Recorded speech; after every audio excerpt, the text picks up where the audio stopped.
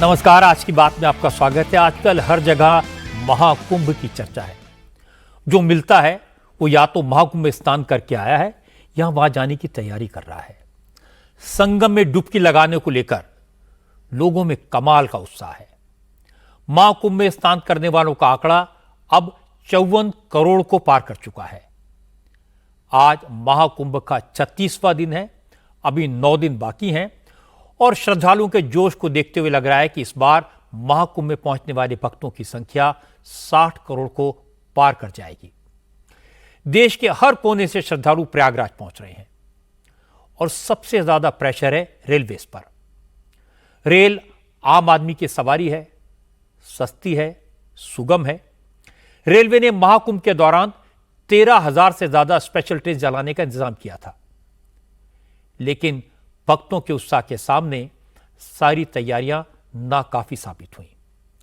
Railway station पर इतनी भीड़ है कि क्राउड मैनेजमेंट के लिए रेलवे को रोज नए नए उपाय खोजने पड़ रहे हैं। आज मैंने रेलवे मिनिस्ट्री के वॉर रूम को देखा। यहां महाकुंभ को जाने वाली हर ट्रेन को मॉनिटर किया जा रहा है। यह वॉर रूम 24/7 काम कर रहा है और मुझे देखकर थोड़ी हैरत हुई कि वॉर रूम में रेलवे बोर्ड के चेयरमैन खुद मौजूद हैं।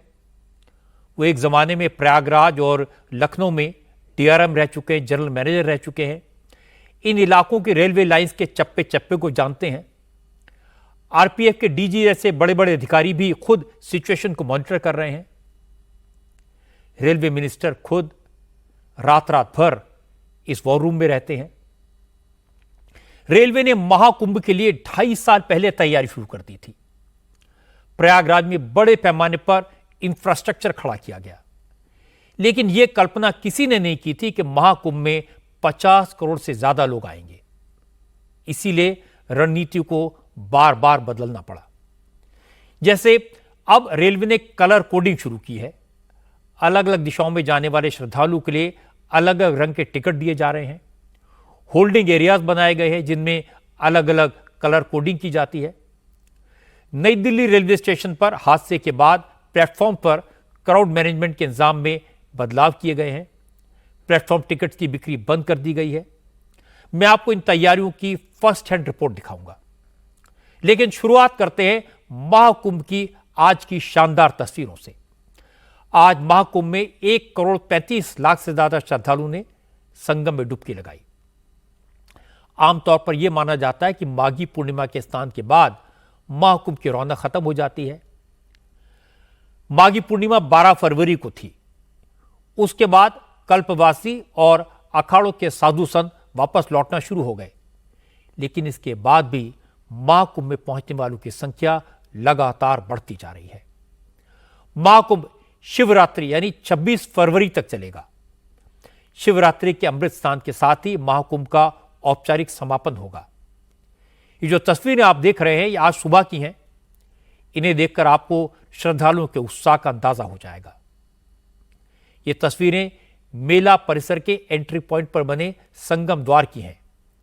यहां आपको भक्तों का रेला नजर आएगा, सिर ही सिर नजर आएंगे। मेला क्षेत्र के जितने भी एंट्री पॉइंट हैं उन सबका यही हाल है। अच्छी बात यह है कि अब किसी पॉइंट पर कंजेशन नहीं है। ड्यूटी पर तैनात पुलिसकर्मी और वॉलंटियर्स लगातार भक्तों को रास्ता बता रहे हैं और भीड़ को आगे बढ़ने में मदद कर रहे हैं, जिससे स्टैम्पीड का खतरा नहीं है। क्योंकि प्रयागराज शहर में बाहरी वाहनों की एंट्री बंद है, स्टेशन, बस स्टॉप और पार्किंग से संगम क्षेत्र की तरफ आने जाने वाली सड़कों को सिर्फ पैदल चलने वाले भक्तों के लिए खाली रख दिया गया है। इससे सड़कों पर भक्तों की भीड़ तो है, लेकिन सबसे ज्यादा रश प्रयागराज के रेलवे स्टेशन पर है, क्योंकि लाखों श्रद्धालु हर रोज ट्रेन से प्रयागराज पहुंच रहे हैं। उन्हें संगम तक पहुंचाना और संगम से लौटने के बाद सही प्लेटफॉर्म तक, सही ट्रेन तक सुरक्षित पहुंचाना, यह रेलवे के लिए बहुत बड़ा चैलेंज है और रेलवे ने इसके लिए खास इंतजाम किए हैं। प्रयागराज के 8 अलग अलग स्टेशन से ट्रेन ऑपरेट हो रही हैं। आज 366 स्पेशल ट्रेन चलाई गई। हर स्टेशन से अलग अलग डेस्टिनेशन की ट्रेन चलती हैं। जीआरपी और आरपीएफ के जवान जगह जगह तैनात कर दिए गए हैं। वो लोगों को रास्ता बताते हैं, उनकी मदद करते हैं। एक वॉलंटियर की तरह काम कर रहे हैं और लगातार अनाउंसमेंट कर रहे हैं कि कहां जाने वाले लोगों को किस प्लेटफॉर्म पर पहुंचना है, किस फुट ओवर ब्रिज का इस्तेमाल करना है और बाहर जाने वाले यात्रियों को स्टेशन से बाहर कैसे और कहां से निकलना है। सभी को लाइन में लगने को कहा जाता है ताकि भीड़ आउट ऑफ कंट्रोल ना हो। ये माताएं बहनें जो आगे बढ़ रही हैं, धीरे धीरे आगे बढ़े। आने जाने वाले को भी ध्यान रखते रहें। कृपया यहाँ पर प्लेटफॉर्म पर बेवजह की भीड़ ना बैठे। जिसकी ट्रेन जल्दी में आने वाली है कृपया वही खड़ा हो। प्रयागराज में स्टेशन के बाहर भी ऐसे ही हालात हैं। स्टेशन के बाहर हजारों लोगों की भीड़ जमा है।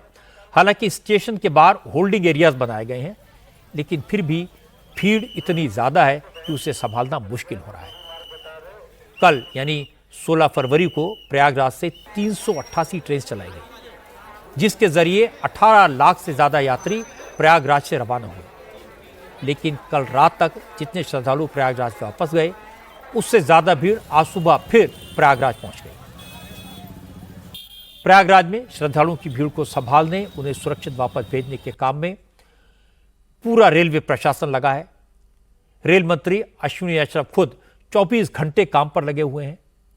प्रयागराज में रेलवे स्टेशन के अलावा स्टेशन की तरफ आने वाले रास्तों पर 1186 सीसीटीवी कैमरे लगाए गए हैं। इन कैमरों की फीड को 4 लेवल पर मॉनिटर किया जा रहा है। प्रयागराज के सभी रेलवे स्टेशन पर मिनी कंट्रोल रूम बनाए गए हैं, जिनके कैमरों की फीड का एनालिसिस डिवीजन लेवल पर होता है, फिर जोनल लेवल पर मॉनिटरिंग होती है और चौथे लेवल पर दिल्ली में रेलवे के वॉर रूम में फीड को चेक किया जाता है। आज इंडिया टीवी के political editor Devendra Parashar railway के वॉर रूम में गए और वॉर रूम में मौजूद रेलवे बोर्ड के executive director information Dilip Kumar से बात की। उन्होंने बताया कि प्रयागराज शहर में वैसे तो कुल 9 स्टेशन हैं, लेकिन संगम स्टेशन को भी 28 फरवरी तक के लिए बंद किया गया है। इसलिए फिलहाल प्रयागराज के 8 स्टेशन पूरी तरह ऑपरेशनल हैं। इन स्टेशन पर किसी भी प्लेटफॉर्म पर भीड़ का प्रेशर न बढ़े, इसलिए कलर कोडिंग की गई है। दिलीप कुमार ने बताया कि रेलवे ने प्रयागराज से 4 अलग अलग दिशाओं की ट्रेन पकड़ने वालों के लिए अलग अलग कलर के होल्डिंग एरियाज बनाए हैं। 4 अलग अलग कलर के टिकट दिए जा रहे हैं। इससे भीड़ को कंट्रोल करने में काफी मदद मिली है। प्रयाग क्षेत्र में हमने होल्डिंग एरिया बनाया है और यह होल्डिंग एरिया प्रयाग क्षेत्र के सभी स्टेशनों पर बनाया गया है। इस वर्ष हम लोगों ने कलर कोडेड होल्डिंग एरिया और कलर टिकटिंग की व्यवस्था की है। हमने प्रयागराज स्टेशन पर 4 रंग के होल्डिंग एरिया बनाए हैं और टिकटिंग भी 4 अलग अलग डायरेक्शनों के लिए अलग अलग कलर का हम लोगों ने किया है, ताकि यात्रियों को अपने टिकट के रंग के हिसाब से होल्डिंग एरिया में और फिर फाइनली ट्रेन पकड़ने में सहूलियत मिल सके। टिकट का रंग और होल्डिंग एरिया का रंग दोनों एक जैसा? जी, प्रयाग क्षेत्र में हमने व्यवस्था की है कि हर डायरेक्शन के लिए अलग अलग रंग के टिकट जारी किए जाए और जो होल्डिंग एरिया का जो रंग है वह और टिकट का रंग दोनों मैच करें। मैंने 4 अलग अलग रंग के टिकट का मतलब समझा। वाराणसी, अयोध्या, जौनपुर, प्रतापगढ़ और उसके आसपास के इलाकों के लिए जिन लोगों को ट्रेन पकड़नी है, उन्हें लाल रंग के कोड वाला टिकट दिया जा रहा है। नीले रंग की कोडिंग वाले टिकट उन्हीं लोगों को मिलेंगे जो बिहार, बंगाल या उड़ीसा की तरफ जा रहे हैं। हरे रंग का कोड वाला टिकट उन लोगों को दिया जा रहा है जो कानपुर के रास्ते दिल्ली, पंजाब या जम्मू कश्मीर की तरफ जा रहे हैं। इसी तरह पीले रंग के कोड वाला टिकट मध्य प्रदेश और आसपास के इलाकों में जाने वाले यात्रियों को दिया जा रहा है। हमारे संवाददाता मनीष प्रसाद इस वक्त प्रयागराज में हैं। मनीष ने बताया कि कलर कोड के हिसाब से सिर्फ टिकट ही नहीं दिया जा रहा, टिकट काउंटर्स को भी उसी रंग में रंग दिया गया है। होल्डिंग एरिया में उसी रंग की बैरिकेड लगाई गई है, जिससे गरीब और ऐसे लोग को जो पढ़े लिखे नहीं हैं समझने में मुश्किल ना हो कि उनकी ट्रेन का टिकट कहां मिलेगा और उन्हें किस रास्ते से प्लेटफॉर्म तक जाना है। ये येलो टिकट है जो कि इस येलो कलर कोड के काउंटर से निकली है।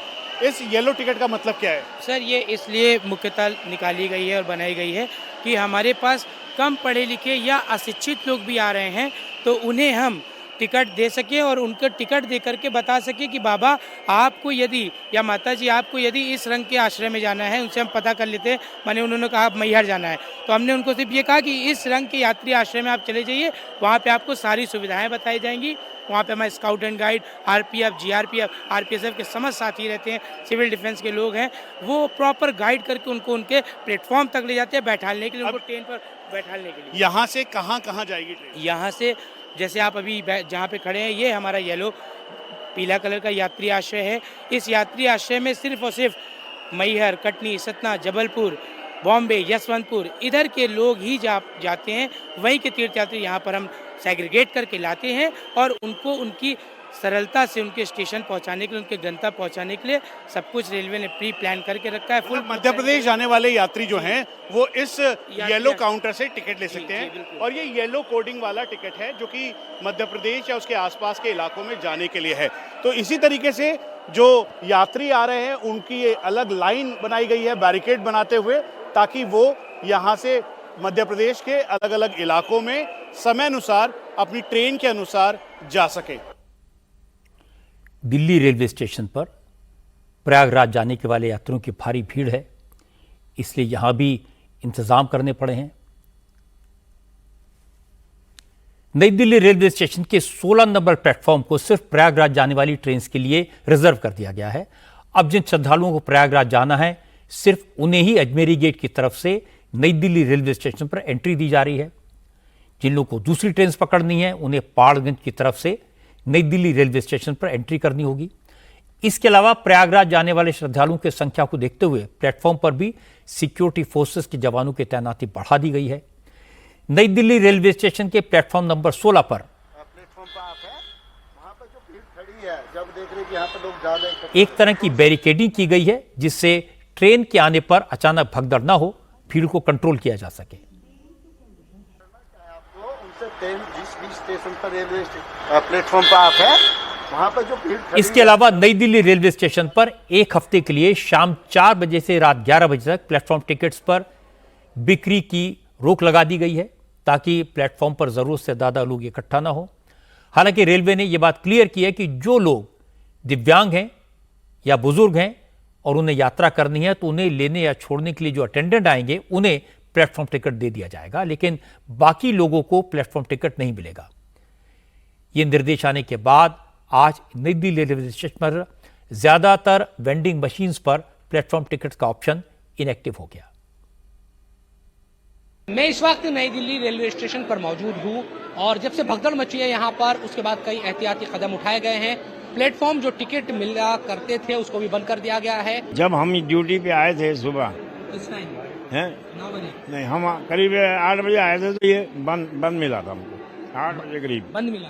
हाँ, कैसे ऑप्शन, ये प्लेटफॉर्म टिकट पे क्लिक कीजिए, फिर बारकोड आता था। बारकोड आता था और बारकोड से वो पैसे भी कटते थे, और अगर हमारे से लेते थे तो हम इसको ओके करके बारकोड निकाल के अपने आईडी से 10 रुपये काट के उनको प्लेटफॉर्म देते थे।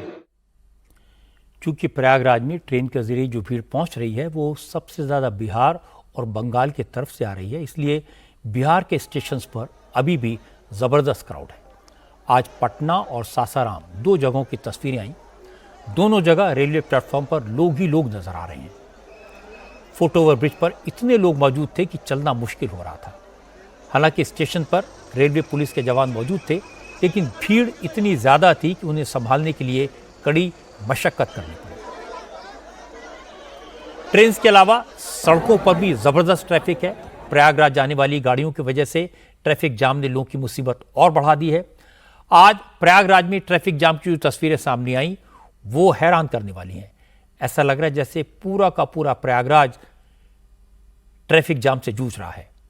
ड्रोन से ली गई इन तस्वीरों से साफ नजर आ रहा है कि प्रयागराज के तमाम इलाकों में भीषण जाम है, गाड़ियां फंसी हुई हैं, ट्रैफिक स्लो है।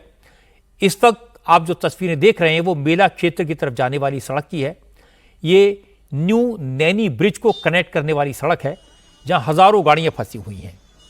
ये ब्रिज यमुना के इस पार बसे शहर के अंदरूनी इलाके से नैनी को जोड़ता है, और इसी रूट पर मध्य प्रदेश, महाराष्ट्र और गुजरात से आने वाली गाड़ियां शहर में प्रवेश करती हैं। लेकिन पूरा का पूरा इलाका गाड़ियों से पैक्ड है और इतने हैवी ट्रैफिक की वजह से महाकुंभ में आए श्रद्धालुओं को और प्रयागराज शहर के लोगों को मुश्किलात का सामना करना पड़ रहा है। क्योंकि इसी ट्रैफिक जाम का मुद्दा अखिलेश यादव लगातार उठाते रहे हैं, महाकुंभ में क्राउड मैनेजमेंट पर सवाल करते रहे हैं, इसलिए आज योगी आदित्यनाथ ने उन्हें जवाब दिया। योगी ने कहा कि 2013 का कुंभ सबको याद है, उस वक्त जितने श्रद्धालु आए थे इस महाकुंभ में उसके 5 गुना लोग पहुंचे हैं। सवाल उठाने वालों को यह नहीं भूलना चाहिए कि इस बार महाकुंभ ने एक नया रिकॉर्ड बनाया है। प्रयागराज में 2013 में भी कुंभ था। प्रयागराज के 2013 के कुंभ में कुल 12 करोड़ श्रद्धालु आए थे। आयोजन 55 दिन का था। 2019 को अर्ध कुंभ था, उसे हमने कुंभ के रूप में, प्रयागराज कुंभ के रूप में आयोजित किया था। उस अवसर पर प्रयागराज में श्रद्धालु जन और पर्यटक आए थे लगभग 24 करोड़। और इस बार अभी तक प्रयागराज महाकुंभ की दृष्टि से अगर हम देखेंगे तो अब 45 यानी कुल 45 दिन के इस आयोजन में 36 दिन हो चुके हैं। अब मात्र 9 दिन बाकी हैं। इन 8-9 दिनों को छोड़ दें तो इन 35-36 दिनों में ही 53 करोड़ श्रद्धालु प्रयागराज में आ चुका है।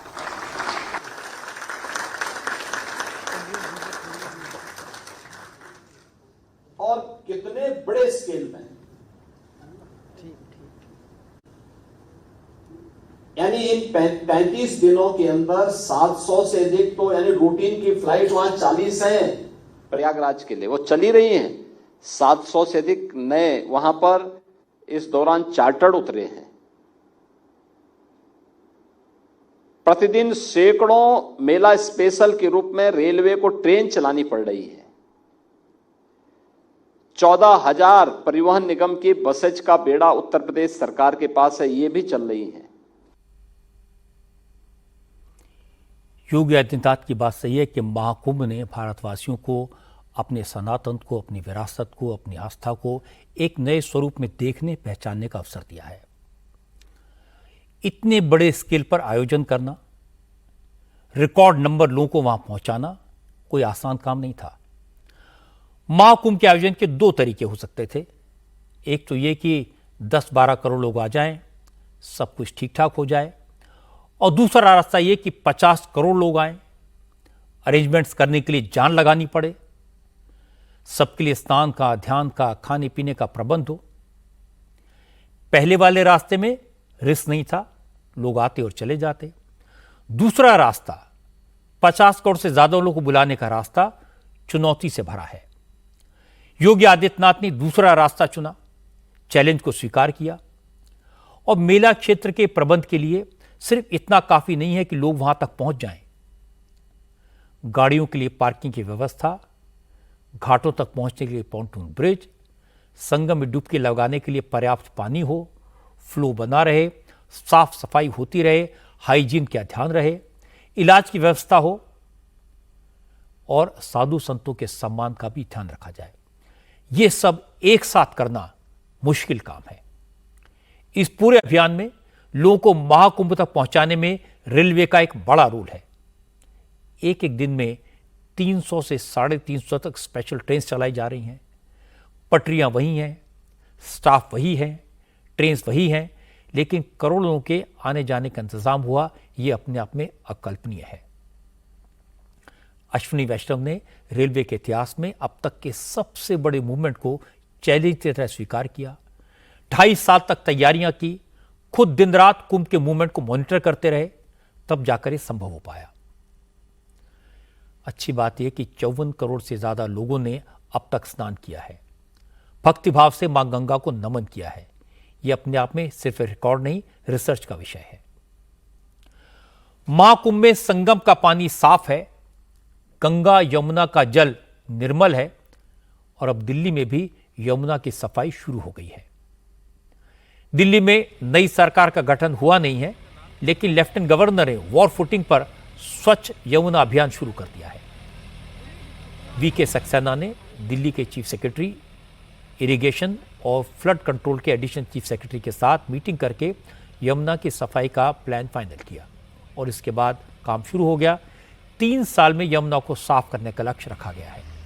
पहले फेज में यमुना से कचरा और गाद को हटाया जाएगा, साथ ही साथ नजफगढ़ ड्रेन, सप्लीमेंट्री ड्रेन और यमुना में गिरने वाले सभी बड़े नालों का सफाई अभियान शुरू होगा। इसके अलावा मौजूदा सुएज ट्रीटमेंट प्लांट्स की कैपेसिटी और उनके कामकाज की डेली मॉनिटरिंग की जाएगी।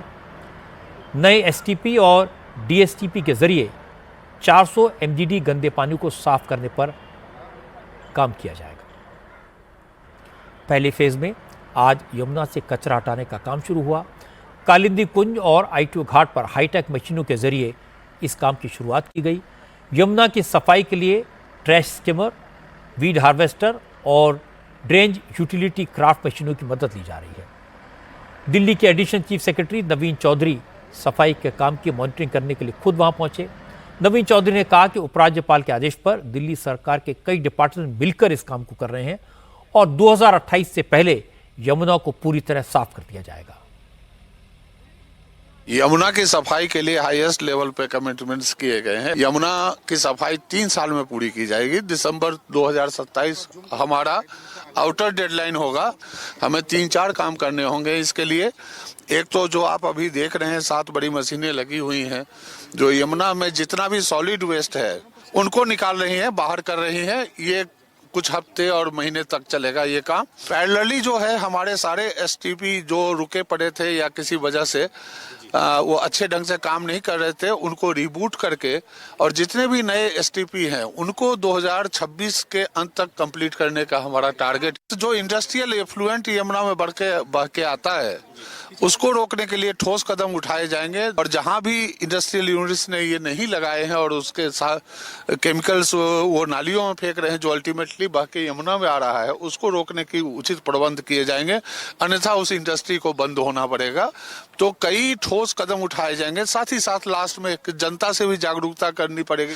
आप निश्चिंत रहें कि हम इसको टारगेट जो हमें दिया गया 3 साल का एडमिनिस्ट्रेशन को, 3 साल में यमुना क्लीन मिलेगी। अब दावा तो है कि यमुना की सफाई के साथ साथ यमुना में गिरने वाले नालों के पानी को ट्रीट करने और इंडस्ट्रियल वेस्ट को यमुना में गिरने से रोकने के सारे कदम उठाए जाएंगे। सारे डिपार्टमेंट कोऑर्डिनेशन के साथ काम करेंगे।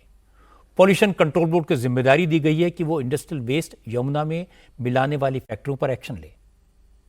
नवीन चौधरी ने बताया कि नालों का सुएज बिना ट्रीटमेंट यमुना में न जाए, इसका इंतजाम करने की जिम्मेदारी एमसीडी को दी जाएगी। असल में यमुना को साफ करने की शुरुआत जनवरी 2023 में हुई थी। तब एनजीटी ने उपराज्यपाल की अध्यक्षता में एक हाई लेवल कमेटी बनाई थी। सफाई का काम शुरू भी हुआ था। सफाई की निगरानी करने वाली कमेटी की 5 मीटिंग्स के बाद आम आदमी पार्टी की सरकार सुप्रीम कोर्ट चली गई। जुलाई 2023 में सुप्रीम कोर्ट ने एनजीटी के ऑर्डर पर स्टे लगा दिया और सफाई का काम रुक गया।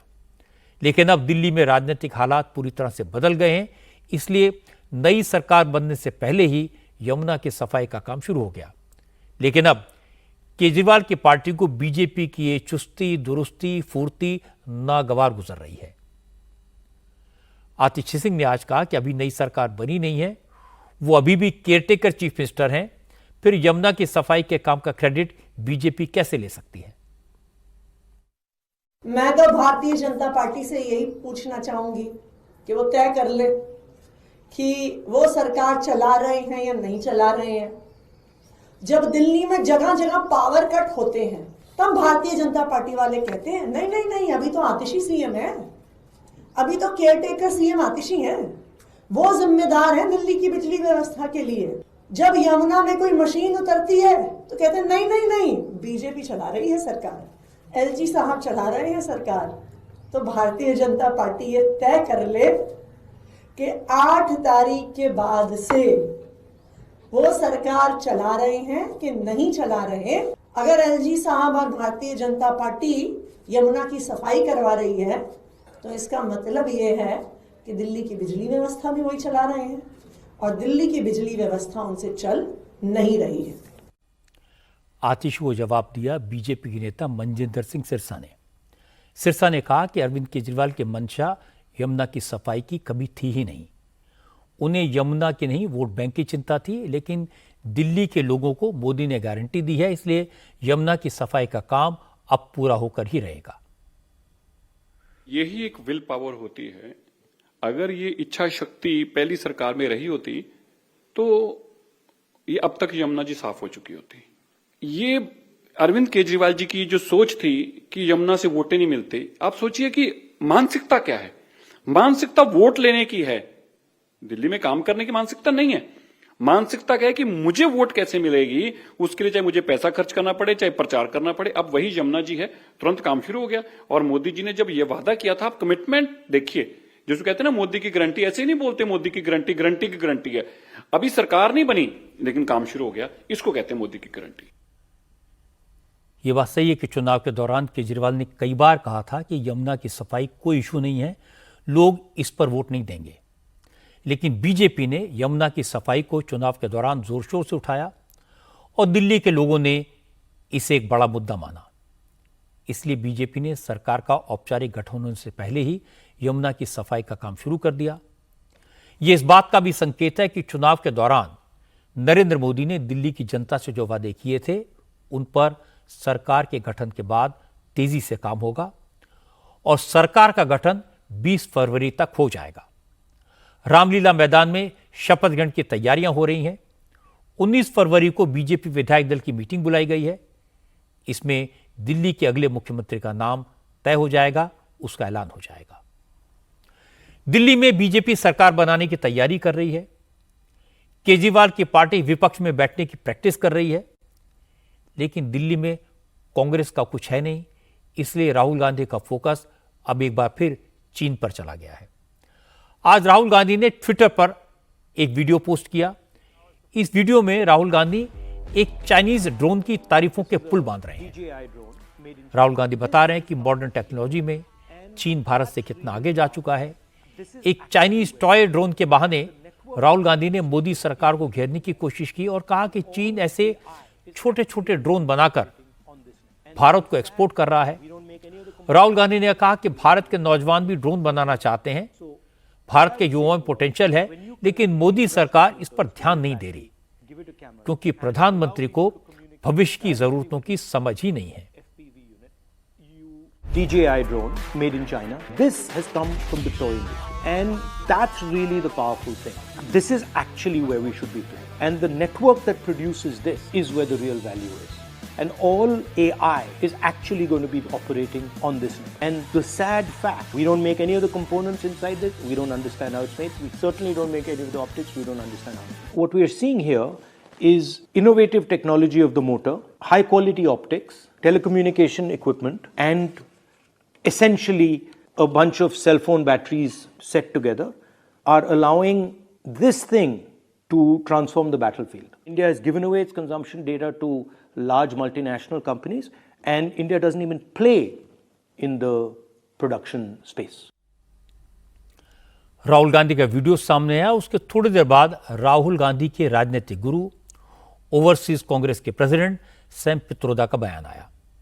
सैम पित्रोदा ने मोदी सरकार को चीन के प्रति नजरिया बदलने की सलाह दी। पित्रोदा ने कहा, चीन भारत का दुश्मन नहीं है, दोस्त है। भारत ने अमेरिका के बहकावे में आकर चीन को दुश्मन मान लिया है, जो ठीक नहीं है। सैम पित्रोदा ने कहा, भारत को चीन के साथ दोस्ती करनी चाहिए, उससे सीखकर आगे बढ़ने की कोशिश करनी चाहिए। I don't know what is the threat from China. I think there is always this thing blown out of, at times, proportion because US has the habit of defining an enemy. I think time has come for all of us to really network nations and not have confrontation. Our attitude is that of confrontation from day one. And that attitude creates enemy, and that creates certain support in the country. I think we need to change that pattern. To assume that China is the enemy from day one, it's just not fair. Not just to China, but to anybody. China is around, China is growing. You got to recognize that, respect that. Rahul Gandhi ने Chinese drone उड़ाए, Sam Pitroda ने बयान दिया, तो BJP ने राहुल गांधी पर सीधा हमला बोला। सुधांशु त्रिवेदी ने कहा कि सैम पित्रोदा का बयान गलवान के शहीदों का अपमान है। सुधांशु त्रिवेदी ने कहा कि चीन के हक में बयान देकर सैम पित्रोदा असल में उस एहसान का बदला चुका रहे हैं जो चीन ने राजीव गांधी फाउंडेशन को करोड़ों रुपए देकर किया था। कांग्रेस पार्टी के चीन के साथ हुए करार का इजहार सैम पित्रोदा ने दिन दहाड़े कर दिया है कि जिस प्रकार की बात सैम पित्रोदा जी ने कही है वो भारत की अस्मिता, भारत की कूटनीति और भारत की संप्रभुता पर बहुत गहरा आघात है। उन्होंने इस प्रकार की बात कही कि चीन के साथ तो किसी प्रकार का विवाद ही नहीं है, जैसे भारत ही अग्रेसर की भूमिका में, यानी आक्रामक मुद्रा लिए हुए, और ये कोई उनका अलग बयान नहीं है। इसी भाव और इसी विचार के अनेक स्टेटमेंट राहुल गांधी पहले दे चुके हैं। तो मैं पूछना चाहता हूं, ये गलवान के शहीदों का अपमान है कि नहीं? मैं कांग्रेस पार्टी से सीधे पूछना चाहता हूं। गलवान में जो हुआ, हमारे 20 सैनिक बलिदान हो गए, और उसके बाद यदि आपका ओवरसीज का चीफ इस प्रकार की भाषा बोलता है तो यह निंदनीय है, भर्त्सना योग्य है, और यह भारत और भारतीय सेना, भारतीय सैनिकों के बलिदान का घनघोर अपमान है।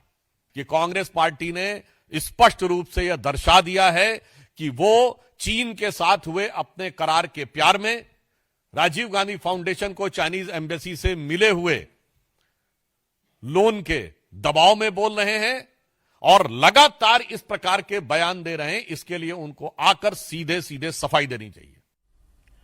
सैम पित्रोदा भी कमाल करते हैं, हर थोड़े दिन में राहुल गांधी को एम्बेरस करते हैं। कांग्रेस को बार बार सैम के बयान से किनारा करना पड़ता है। कांग्रेस को बार बार कहना पड़ता है कि सैम पित्रोदा ने कांग्रेस नेता के तौर पर नहीं, निजी हैसियत से बयान दिया है। आपको याद होगा, पिछले साल लोकसभा चुनाव के दौरान सैम पित्रोदा ने कहा था कि पूर्वी भारत के लोग चीनियों जैसे दिखते हैं, साउथ इंडिया के लोग अफ्रीकी जैसे दिखते हैं। और उससे पहले आपको याद होगा 1984 के सिख विरोधी दंगों को लेकर सैम पित्रोदा ने कह दिया था, जो हुआ सो हुआ। इन बयान से फजीयत होने के बाद सैम पित्रोदा को इंडियन ओवरसीज कांग्रेस के अध्यक्ष पद से हटा दिया गया था। मजे की बात है कि चुनाव के बाद उन्हें फिर से अध्यक्ष बना दिया गया। अब सोचने वाली बात यह कि आखिर सैम पित्रोदा में ऐसा क्या है कि वो बार बार कांग्रेस के लिए प्रॉब्लम खड़ी करते हैं और पार्टी बर्दाश्त करती रहती है। लेकिन आज जो हुआ उसमें इंटरेस्टिंग बात यह है कि कांग्रेस ने सैम पित्रोदा के बयान से तो किनारा कर लिया, लेकिन राहुल गांधी ने जो चीन का गुणगान किया, जिस अंदाज में चीन को अपना आइडियल बताया, उसका क्या होगा, इसका जवाब नहीं मिला। कांग्रेस के लिए एक बुरी खबर असम से भी आई। असम सरकार ने लोकसभा में कांग्रेस के डिप्टी लीडर गौरव गोगोई की वाइफ एलिजाबेथ कोलबर्न के खिलाफ जांच शुरू कर दी है। आरोप है कि ब्रिटिश नागरिक एलिजाबेथ लंबे समय से पाकिस्तान के नागरिक अली तौकीर शेख के साथ काम करती रही हैं। ब्रिटिश सिटीजन एलिजाबेथ कोलबर्न ने 2013 में गौरव गोगोई से शादी की थी, लेकिन शादी के 12 साल बाद भी उन्होंने भारत की नागरिकता नहीं ली है। असम के मुख्यमंत्री हिमंता बिस्वा शर्मा ने इल्जाम लगाया था कि गौरव गोगोई की वाइफ के रिश्ते पाकिस्तान की खुफिया एजेंसी ISI के साथ हैं, इसीलिए वो भारत की नागरिकता लेने से कतराती हैं। आज हिमंता बिस्वा शर्मा ने कैबिनेट की मीटिंग में प्रस्ताव पास करके पूरे मामले की जांच CID से कराने का फैसला किया। It appears that Mr. Ali Sheikh has been in contact with Srimati Elizabeth Gogoi, a British national and the wife of Honorable Member of Parliament from Assam, Sri Gaurav Gogoi, Apart from his engagement with the government of Pakistan, Mr. Ali Sheikh has also founded Lead Pakistan, a non-profit organization working in the field of climate change. Srimati Elizabeth Gogoi, a British national, was an integral part of Lead Pakistan during her time spent in Islamabad. Furthermore, both Mr. Ali Sheikh and Srimati Elizabeth Gogoi, a British national, have been a part of global climate action group called the Climate and Development Knowledge Network, which operates both in India and Pakistan. The Assam Cabinet directs an extensive inquiry to be conducted to ascertain whether these activities are part of a larger conspiracy and to identify any sympathizer or associate within Assam and across India who may be aiding Mr. Sheikh's anti-India agenda. इस मुद्दे की गूंज दिल्ली तक सुनाई दी। BJP सांसद सुधांशु त्रिवेदी ने कहा 2015 में गौरव गोगोई दिल्ली में पाकिस्तान के हाई कमिश्नर अब्दुल बासित से मिले थे। इस मीटिंग की जानकारी उन्होंने होम मिनिस्ट्री को नहीं दी, इससे शक पैदा होता है। सुधांशु त्रिवेदी ने कहा कांग्रेस को बताना चाहिए कि आखिर गौरव गोगोई और उनकी वाइफ एलिजाबेथ को पाकिस्तान से इतना लगाव क्यों है। कांग्रेस के वरिष्ठ नेता और लोकसभा में उपनेता श्री गौरव गोगोई का जिस प्रकार के जॉर्ज सोरस के इस फाउंडेशन के साथ कनेक्शन नजर आता है, पाकिस्तान की दूतावास में मधुर मनोभावों के साथ वार्तालाप करते हुए ये बातें अब बहुत साफ दिखाई पड़ती हैं कि देश के ऊपर आघात करने के एजेंडा बहुत साफ है कि विदेशी शक्तियों के लिए जो भारत के विरोधी शक्तियां हैं उनके लिए कांग्रेस की मोहब्बत की दुकान है, जिसमें मोहब्बत सोरस से भी है, मोहब्बत चाइना से भी है और भारत के अंदर एक दूसरे से लड़ाने का विधान है। भाषा पे लड़ाओ, प्रांत पे लड़ाओ, क्षेत्र पे लड़ाओ और उसके बाद जातियों में लड़ाओ, अगड़े पिछड़े में लड़ाओ, सामान्य और दलित में लड़ाओ। यानी बहुत साफ है कि बाहर की शक्तियों के लिए मोहब्बत की दुकान और भारत में हर आधार पर वर्ग, प्रांत, जाति, भाषा पर नफरत की दुकान। अब मैं आपको इस मामले में गौरव गोगोई का पक्ष भी सुनवा देता हूं। गौरव गोगोई ने कहा है कि असम में अगले साल चुनाव होने हैं, बीजेपी को हार का डर है, इसलिए मनगढ़ंत आरोप लगाए जा रहे हैं। गौरव गोगोई ने कहा अगर बीजेपी को लगता है कि उन्होंने कुछ गलत किया है तो जांच करा लें, वो जांच से नहीं डरते। मुख्यमंत्री में के मन में कुछ चिंता है और वो होना स्वाभाविक है क्योंकि मुख्यमंत्री डरे हुए हैं। उनके बीच में जो भय है उसका कारण एक है, आज के 12 महीने बाद होने वाले निर्वाचन। उस निर्वाचन में उनकी हार निश्चित है, उनको पता है, उनकी कुर्सी जाएगी उनको पता है और इसीलिए उनको भय है कि भविष्य में जो कांग्रेस की सरकार बनेगी असम में तो उनका भविष्य क्या होगा, उसको लेकर उनके मन में चिंता है। डर के कारण हर दिन अपनी स्थिति को वो बदलते रहते हैं। पहले दिन कुछ कहेंगे, उसके दूसरे दिन कुछ और कहेंगे, उसके तीसरे दिन कुछ और कहेंगे, उसके चौथे, पांचवें, छठे, 7वें दिन पे कुछ और कहेंगे। और ये आप खुद आप देख सकते हैं कि पहले दिन क्या बोलते थे और कल क्या बोलते हैं। कांग्रेस दल की स्थिति स्पष्ट है कि अगर उनको कोई जांच करनी है तो जांच करे, हम अपनी स्थिति पर अटल हैं। बीजेपी के नेताओं ने जो आरोप लगाए वो बड़े स्पेसिफिक हैं, लेकिन गौरव गोगोई ने गोलमोल जवाब दिया। हम अपनी बात पर अटल हैं, किस बात पर अटल है ये नहीं बताया। उन्हें सिर्फ इतना बताना है कि क्या वाकई में उनकी वाइफ ने शादी के 12 साल बाद भी भारत की नागरिकता नहीं ली है, क्या एलिजाबेथ अभी भी ब्रिटेन की सिटीजन है, अगर ऐसा है तो इसकी वजह क्या है। जब तक गौरव गोगोई इस सवाल का सीधा सीधा जवाब नहीं देते, इस तरह के आरोप लगते रहेंगे और शक पैदा होता रहेगा और ये असम के चुनाव में बड़ा इशू बन सकता है। हालांकि कांग्रेस के नेता अब अमेरिका से डिपोर्ट किए गए भारतीयों के मुद्दे पर सरकार को घेरने की कोशिश कर रहे हैं, क्योंकि अब तक अवैध रूप से अमेरिका में घुसे 332 भारतीयों को डिपोर्ट किया जा चुका है। 112 भारतीयों के तीसरे ग्रुप को लेकर अमेरिकी सेना का जहाज कल रात अमृतसर पहुंचा। अमेरिका से वापस भेजे गए इन 112 लोगों में से 31 पंजाब के, 44 हरियाणा के और 33 गुजरात के रहने वाले हैं। इन लोगों को अपने अपने राज्यों में भेज दिया गया है। हमारे रिपोर्टर्स ने अवैध रूप से भारत में घुसे इन भारतीयों से बात की। सबकी कहानी एक जैसी है और हैरानी की बात है कि गैर कानूनी तौर पर डंकी रूट के जरिए अमेरिका में घुसे लोगों में कम पढ़े लिखे को साथ साथ ऐसे भी लोग हैं जो नियम कानून जानते हैं। हमारे संवाददाता पुनीत परिंजा को 38 साल के मनदीप सिंह मिले। मनदीप सिंह इंडियन आर्मी में 17 साल अपनी सेवा दे चुके हैं, लेकिन अमेरिका में बसने के लालच में मनदीप सिंह ह्यूमन ट्रैफिकर्स के चंगुल में फंस गए।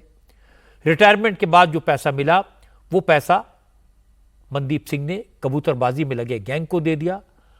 5 महीने की मुश्किलात झेलते हुए अमेरिका तो पहुंच गए, लेकिन पहुंचते ही पकड़े गए और सब कुछ लुटाकर डिपोर्ट कर दिए गए। मैं मैरिड हाँ, मेरे 2 ਬੱਚੇ ਆਪਾਂ 2 ਨੰਬਰ ਦੇ ਵਿੱਚ ਜਾਣਾ ਹੀ ਕਿਉਂ ਸੀ। ਫਿਰ ਮੇਰੀ ਇਹੀ ਗੱਲਬਾਤ ਹੋਈ 1 ਨੰਬਰ ਦੇ ਵਿੱਚ ਚਲੋ ਇਹ ਵੀ ਰੁਪਈਆ 40 ਲੱਖ ਮੰਗਦਾ ਸੀ ਤੇ ਮੈਂ ਫਿਰ ਇੰਡੀਅਨ ਆਰਮੀ ਦੇ ਵਿੱਚ ਪਹਿਲਾਂ 17 ਸਾਲ 14 ਦਿਨ ਨੌਕਰੀ ਕਰਕੇ ਆਇਆ। ਮੇਰੇ ਕੋ ਉਸ ਟਾਈਮ ਮੈਨੂੰ ਮਤਲਬ ਪੈਸੇ ਮਿਲੇ ਸੀ 35-36 ਲੱਖ ਰੁਪਈਆ ਮਿਲਿਆ ਹੈ ਰਿਟਾਇਰ ਦੇ ਟਾਈਮ ਤੇ ਆਪਾਂ ਫਿਰ ਥੋੜੇ ਬਹੁਤੇ ਵਾਈਫ ਦਾ ਸੋਨਾ ਗਹਿਣੇ ਰੱਖ ਕੇ 40 ਲੱਖ ਰੁਪਈਆ ਪੂਰਾ ਕੀਤਾ ਸੀ।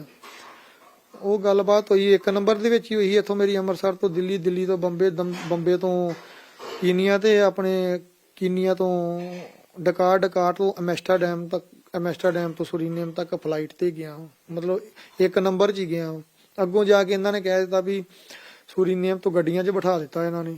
ਇਹ ਕਿਹਾ ਕਿ ਕੋਈ ਗੱਲ ਨਹੀਂ ਯਾਰ, ਬ੍ਰਾਜ਼ੀਲ ਤੋਂ ਫਲਾਈਟ ਹੋਣੀ ਹੈ ਤੁਹਾਡੀ, ਮਤਲਬ ਇੱਥੇ ਕੰਮ ਟਾਈਟ ਆ।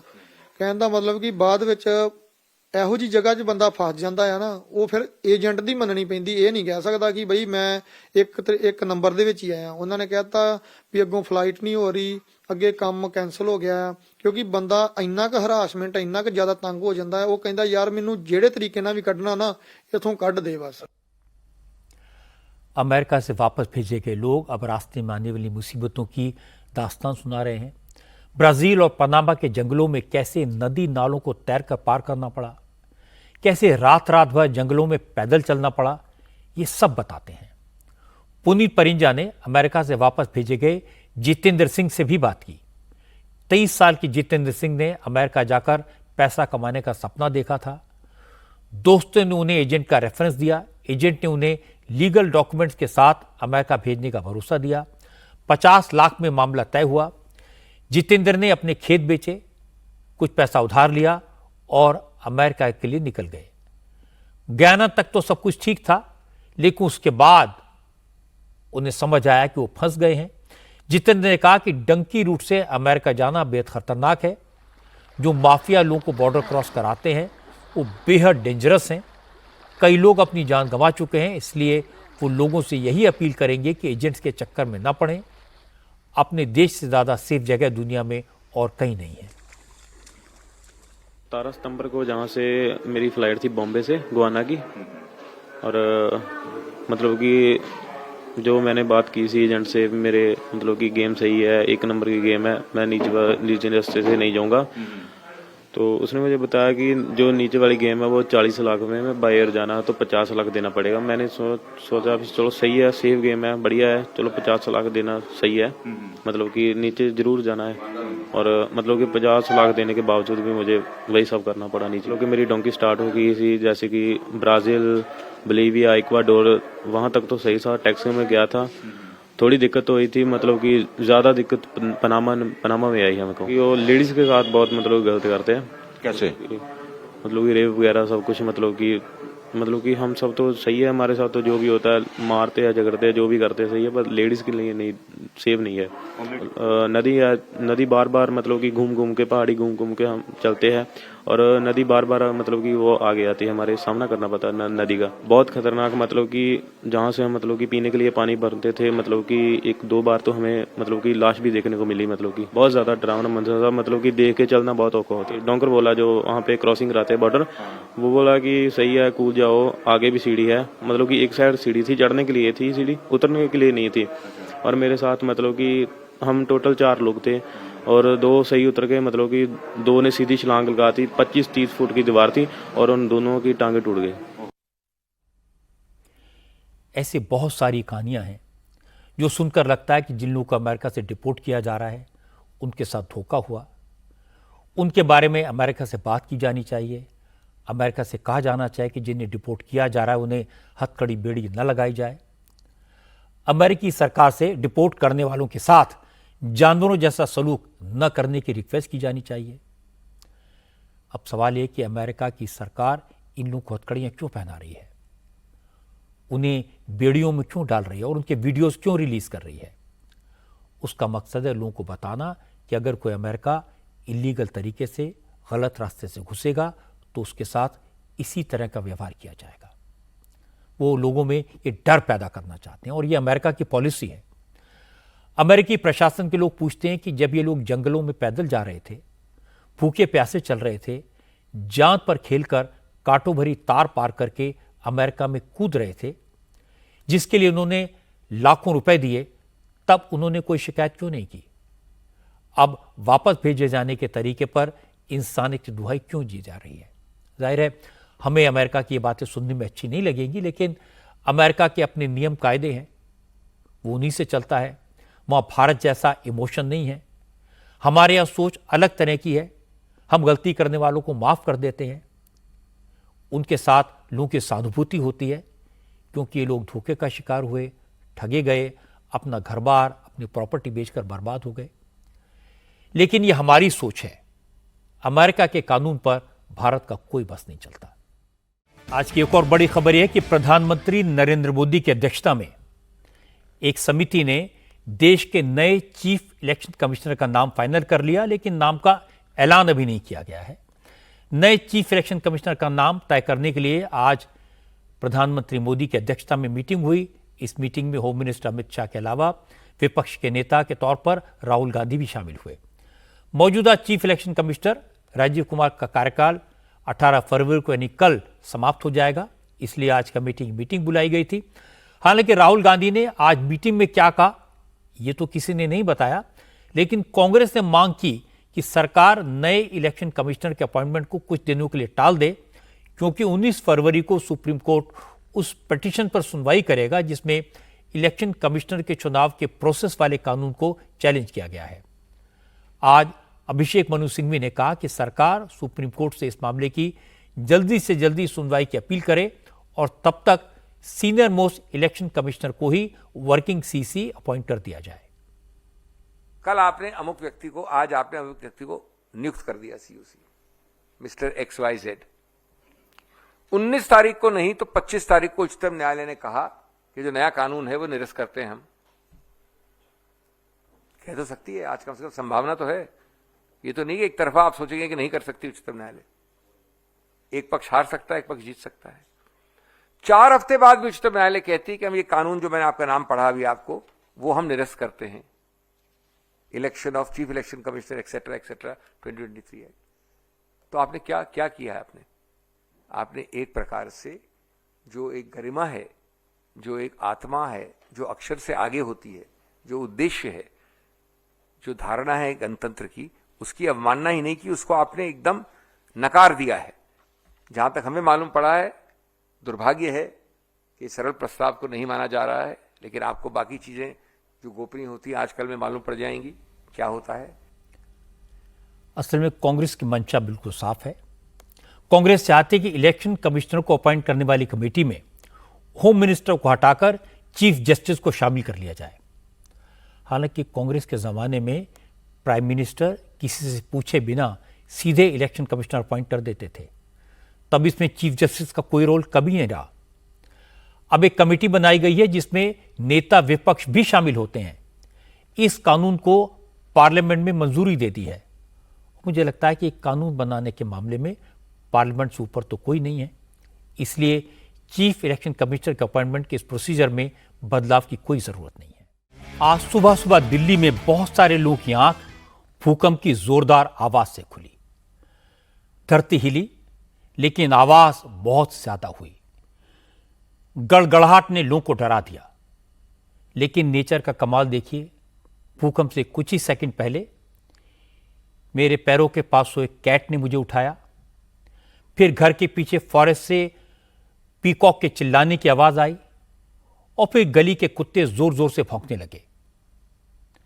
इससे पहले कि मैं समझ पाता कि माजरा क्या है, भूकंप आया, धरती हिली, दरवाजों के गड़गड़ाहट से काफी लोग उठे, मैसेज आने लगे।